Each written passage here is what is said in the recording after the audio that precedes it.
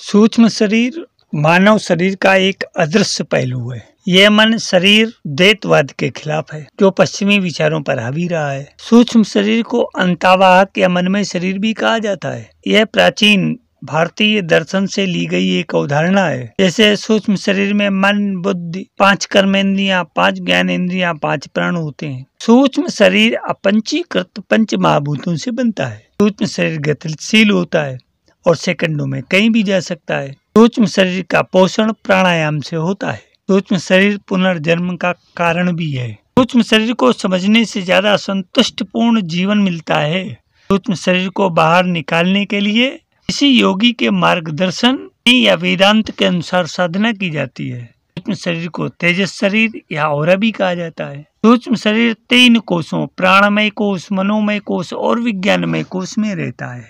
सूक्ष्म शरीर का सिद्धांत कर्म के सिद्धांत से बहुत ही नजदीक से जुड़ा हुआ है, क्योंकि हम जो कार्य करते हैं वे भौतिक शरीर से नहीं किए जाते। यहाँ आपको अपनी पूरी दुनिया की योजना बदलनी होगी। जब तक आप पूरी दुनिया की तस्वीर नहीं बदल लेते, आप योग और ध्यान दर्शन में नहीं जा सकते। और जैसे जैसे आप योग के अनुभवों में जाते हैं, आपकी तस्वीर अपने आप ही बदल जाती है। धीरे धीरे यह बदलती है। आप अपने अंदर वह पाना शुरू करते हैं जिसे आप खोज रहे थे और जो आप बाहर अनुभव कर रहे हैं। सूक्ष्म शरीर आपकी सभी गतिविधियों का स्रोत है, क्योंकि आपकी सभी क्रियाएं मन से शुरू होती हैं और फिर मन चीजों को खोजता है। आपके शरीर के बाहर नहीं, यह पहले चीजों को अंदर खोजता है। जब आप कुछ खोज रहे होते हैं तो आपको वहीं खोजना चाहिए जहां आप हैं, अपने सबसे करीब की जगह पर। सूक्ष्म शरीर वह जगह है जहाँ सब कुछ होता है, लेकिन हम घर के बाहर बाहरी रोशनी में चीजों को ढूंढते हैं। जैसे एक बूढ़ी औरत थी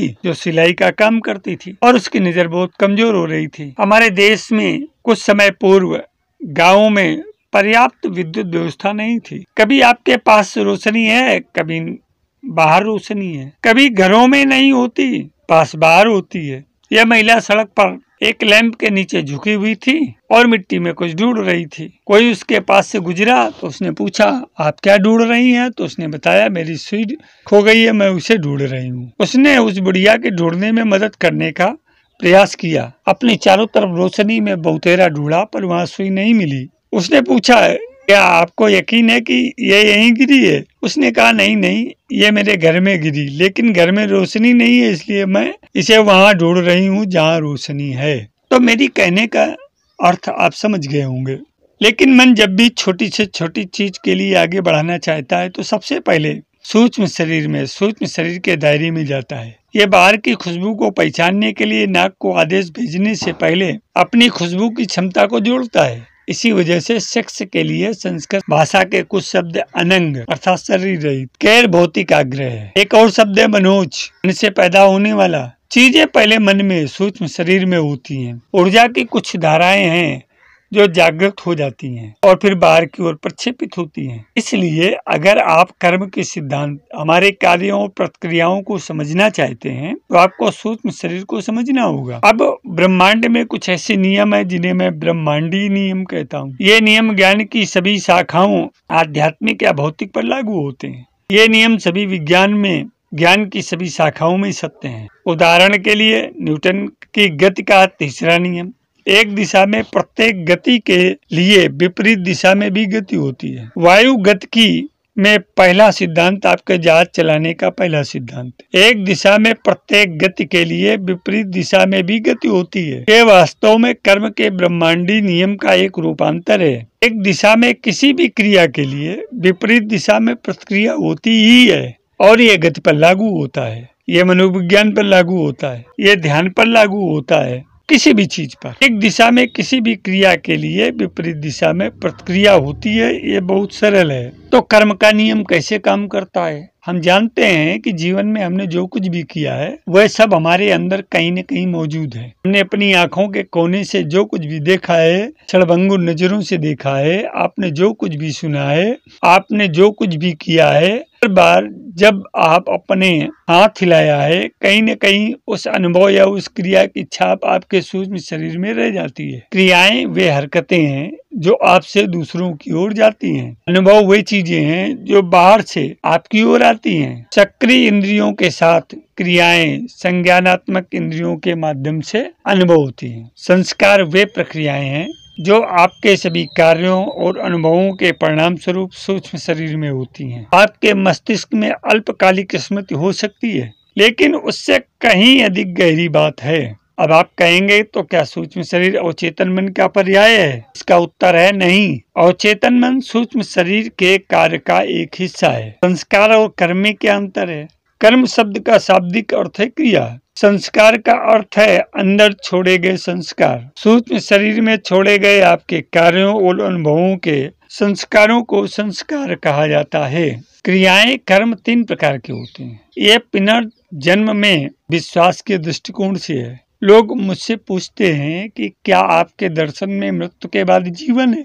मैं कहता हूँ मृत्यु के बाद ही जीवन नहीं है, जन्म से पहले भी जीवन है। जब तक जन्म से पहले जीवन न हो, मृत्यु के बाद जीवन नहीं हो सकता है। ये कहाँ से आया? अगर किसी चीज को भविष्य में जारी रखना है तो अतीत में भी उसका सिलसिला रहा होगा। आप केवल एक दिशा में अनंत नहीं देख सकते। आप ये नहीं कह सकते कि अनंत यहीं से शुरू हुआ, क्योंकि अब वह अनंत नहीं है। अगर मैं यहाँ पैदा हुआ हूँ और मैं अनंत में हमेशा के लिए रहूंगा तो यह संभव नहीं है, क्योंकि वह अनंत नहीं है, उसकी शुरुआत है। इसलिए अगर आप अनंत जीवन में विश्वास करते हैं तो आपको भविष्य और अतीत में हमेशा के लिए विश्वास करना होगा, अन्यथा यह सोचना अतार्किक है। ये शुरू हुआ फिर भी ये अनंत है। अनंत चीजें शुरू नहीं हो सकती। जो चीजें शुरू होती हैं वे अनंत नहीं हो सकती। इसलिए जब हम पुनर्जन्म की बात करते हैं तो हम इसे कर्म के सिद्धांत के साथ जोड़कर देखते हैं।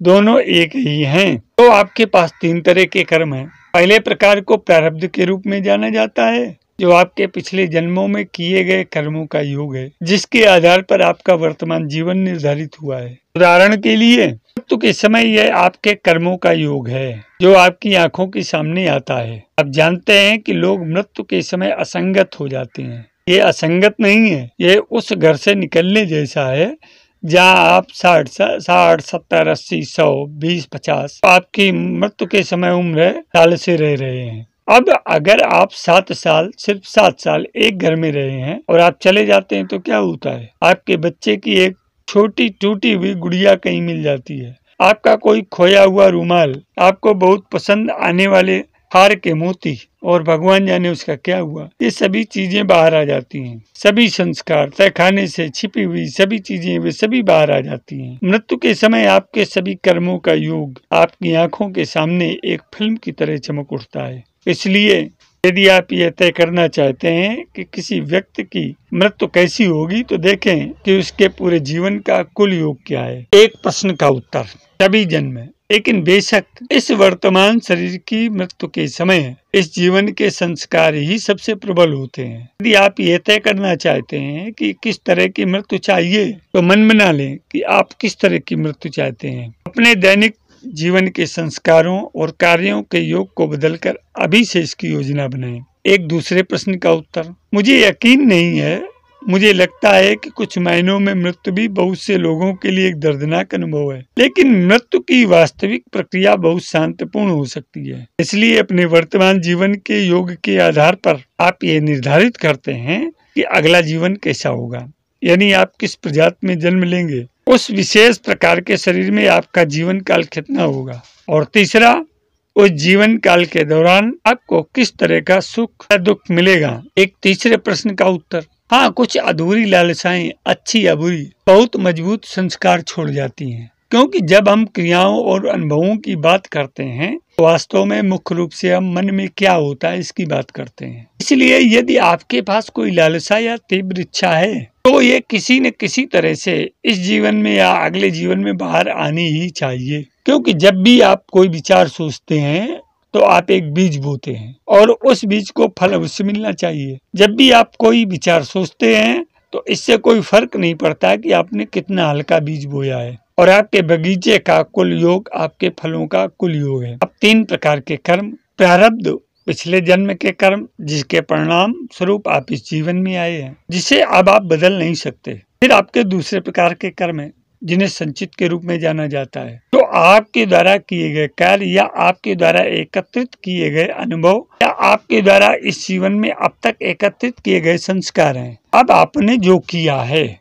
वह तो किया ही है, उसे रद्द नहीं किया जा सकता। हालांकि उसमें भी विरोधाभास है। ये रद्द करने के कुछ तरीके हैं, लेकिन आप एक काम कर सकते हैं। इस जीवन के कुल योग के लिए आप अभी से बदलाव कर सकते हैं। अगर आपके पास 1 गैलन कंटेनर में मैला पानी है, लेकिन अब आप इसमें साफ पानी मिलाते हैं, तो आप स्वाभाविक रूप से कुल सामग्री को बदल देते हैं। तो अब इसी क्षण से आप तय कर सकते हैं कि आप अपने व्यक्तित्व के लिए किस तरह के संस्कार इकट्ठा करने जा रहे हैं। ये सारे संस्कार सूक्ष्म शरीर में एकत्रित होते हैं और स्थूल शरीर में जो कुछ भी होता है वह पहले सूक्ष्म शरीर में ही होता है। सूक्ष्म शरीर स्थूल शरीर के लिए सांचे का काम करता है, तो सूक्ष्म शरीर में जो कुछ भी है वह स्थूल शरीर में ही निकलता है। मान लीजिए कि आप विवाह के लिए तैयार हो रहे हैं। आपके हाथों की हथेलियों की रेखाएं, आपके चेहरे का भाव, आपकी बीमारी या स्वास्थ्य, ये सब सूक्ष्म शरीर के योग से हैं। कहीं ऊर्जा क्षेत्र विकृत हो जाता है तो आप बीमार हो जाते हैं। कई सभी बीमारियों का एकमात्र निदान है।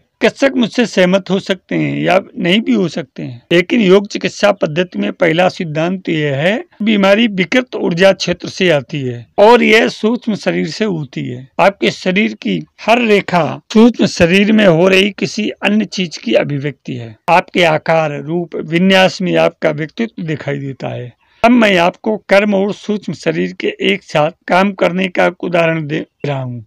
3 बातों को याद रखें। पहला, मेरे सभी कार्य, मेरे सभी विचार सूक्ष्म शरीर में एक छाप छोड़ते हैं, एक संस्कार छोड़ते हैं। दूसरा, एक दिशा में प्रत्येक क्रिया के लिए विपरीत दिशा में एक प्रतिक्रिया होती है। तीसरा, हमारे बाहर जो कुछ भी है वह पहले अंदर है। हमारी सभी इंद्रियां आदि, उनकी क्षमता, उनकी चेतना सब हमारे अंदर है। तो अब मैं किसी पर तीर चलाकर उसे अंधा कर देता हूँ। मैंने क्या किया है? मुझे लगता है कि मैंने उसे शारीरिक रूप से अंधा कर दिया है, जो कि सच है। मैंने उसे शारीरिक रूप से अंधा कर दिया है, लेकिन मुझे लगता है कि मैं बच गया हूँ, क्योंकि मैं झाड़ियों में छिपा हुआ था और मैंने तीर चलाया, लेकिन मैं बच नहीं पाया हूँ, क्योंकि दूसरे व्यक्ति की दिशा में उस क्रिया से मेरी दिशा में क्रिया होनी चाहिए। और अगर यह मूर्त प्रतिक्रिया नहीं है तो सूक्ष्म शरीर में एक प्रतिक्रिया होनी चाहिए। मैंने जो किया है, कर्म का सिद्धांत कहता है, सूक्ष्म शरीर में खुद को अंधा कर दिया है। मैंने अपने सूक्ष्म शरीर के दृष्टि पहलू में एक खाली क्षेत्र बनाया है और यह दूसरों के बारे में मेरे द्वारा सोचे गए किसी भी बुरे विचार पर भी लागू होता है। मेरे अध्यात्म प्रेमी जिज्ञासु मित्रों, इसलिए आपको अपने साथी मनुष्यों के प्रति आपकी जिम्मेदारी तय करनी होगी। दूसरों के प्रति आपकी सबसे बड़ी कार्मिक जिम्मेदारी, और वह जिम्मेदारी जिस पर पूरा समाज और परिवार और आपके बच्चों के साथ आपका रिश्ता आधारित है, उन्हें मुक्ति की ओर शिक्षित करना है कि बंधन, नकारात्मकता और आत्मविनाश की ओर, बल्कि उन्हें सकारात्मक उद्देश्यों के लिए उनके पास उपलब्ध साधनों का उपयोग करने में मदद करना है। और जहाँ भी आप ऐसा करने में विफल होते हैं, आप अपने ऊपर एक नकारात्मक कर्म जोड़ते हैं। अब मोटे तौर पर कहें, अपनी दृष्टि क्षमता के बारे में अपने सूक्ष्म शरीर पर एक खाली जगह रखने की इसी कार्रवाई से मैंने खुद को नुकसान पहुंचाया है और जल्दी या बाद में कहीं न कहीं वह कर्म मुझे भुगतना पड़ेगा। यह मेरे कर्मों के योग का हिस्सा बन गया है। इसी तरह सूक्ष्म शरीर की शुद्धि भी हो सकती है। मेरे अध्यात्म प्रेमी जिज्ञासु मित्रों, हम अपने इस भौतिक शरीर की, इस स्थूल शरीर की, इस वर्तमान जीवन की शुद्धि कैसे करें, इसमें सूक्ष्म शरीर का बहुत अतिशय महत्वपूर्ण योगदान है। योगदान को इस वीडियो अंक के माध्यम से समझने का प्रयास करें, इसको समझें, अपने भी जीवन में भी उतार करके अपने को से उच्चतम शिखर की ओर, आध्यात्मिक शिखर की ओर ले जाने का प्रयास करें। आशा है आपको इसमें सफलता मिलेगी। अगर ये अंक अच्छा लगे तो लाइक, शेयर, सब्सक्राइब, कमेंट अवश्य करें। सफल जीवन की यात्रा के इस अंक में आज इतना ही। धन्यवाद।